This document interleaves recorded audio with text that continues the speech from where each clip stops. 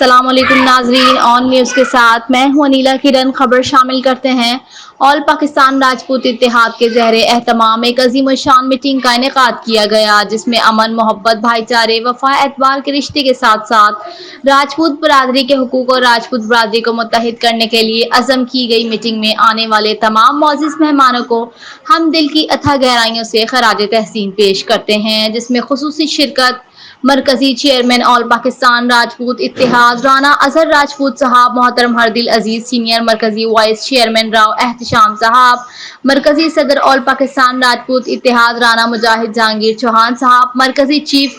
Organiser Farhan نذر راجپوت بھائی، مرکزی رابطہ سیکریٹری رانا محمد اجمل چشتی صاحب، مرکزی جوائنٹ سیکریٹری رانا افضل صاحب، مرکزی انفارمیشن سیکریٹری رانا اسامہ راجپوت صاحب، مرکزی لیگل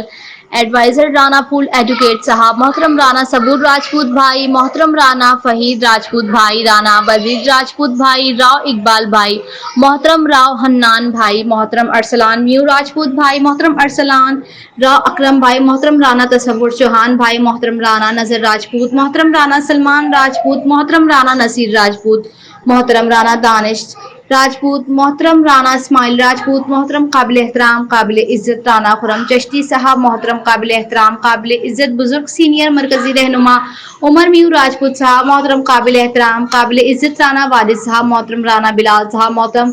قابل احترام قابل عزت رانا مختیار صاحب، محترم جناب قابل احترام قابل عزت رانا طاہر صاحب، بالخصوص راجپوت قومی الائنس پاکستان کے چیئرمین راؤ ندیم احمد صاحب، محترم جناب قابل احترام قابل عزت سیاسی و سماجی رہنما راؤ وسیم صاحب، محترم جناب قابل احترام قابل عزت مرکزی رہنما راجپوت قومی الائنس پاکستان کے سینئر رہنما راؤ ذوالفقار علی صاحب۔